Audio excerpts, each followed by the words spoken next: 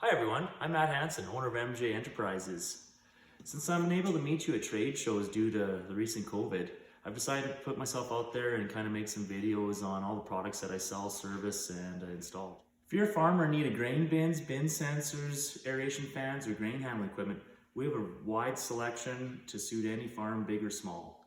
Today's video I'm going to talk about temperature and moisture cables and the difference between them and how they all kind of work. A lot of you out there may have some of these old original OPI cables. These came out quite a while ago. You basically just drilled a hole, dropped them in your bin, and they ended up, you plugged into this COM port connector here to check them. Problem with these is that they get pretty old and the wires are kind of brittle, and you'll have sensors in them that will stop communicating.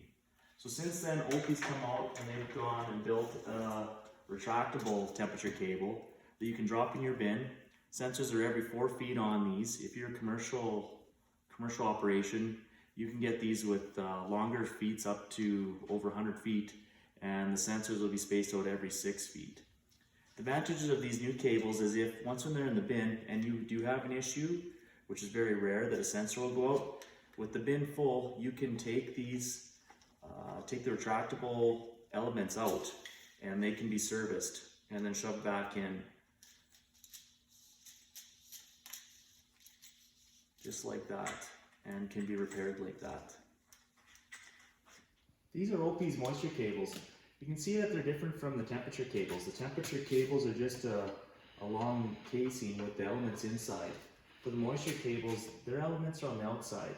So these little nodes will measure temperature and relative humidity, and then you'll have to select the right grain and class. Then it'll put it on the grain curve of that to give you your moisture. You can see that, like on the temperature, they are retractable when the bin is full. When the bin is full, these are unable to be pulled out. So if these were to fail in your bin, they're stuck in there until you empty the bin for us to get them out, get out there and replace them.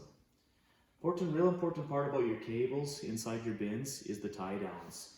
You can see when you tie it down, every cable comes with a bowl ring and a plate to tie it down and a chunk of twine.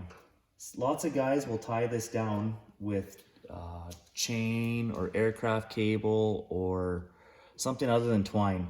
This twine is designed to break. If you use something heavier tensile strength than twine, like a bungee cord or aircraft cable, it could come and pull your bin roof down and cause damage, or it will pull the end of your cable off. So it's a seasonal item.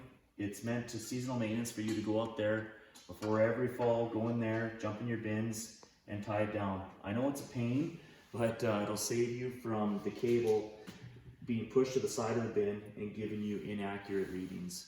So the last thing I want to talk about on cables is spacing. OPI recommends, they've got a chart where they recommend how many cables per bin you put in there. So anything about 24 foot bin is the magical number. So anything 24 feet and larger is when you start putting multiple cables inside the bin. 24 feet and under is when you get away with just a single cable in there. Thanks for watching. I hope I was able to do something about temperature and moisture cables today. If you have any questions or if you're looking for prices on anything, feel free to give me an email. My email is down below here. And on my next video next week, I am going to talk about monitoring systems. So with the StormX handheld plugging in, and the OPI Blue system, being able to communicate and monitor your bins off of your phone and your tablets. Once again, thanks for watching, and talk to you next week.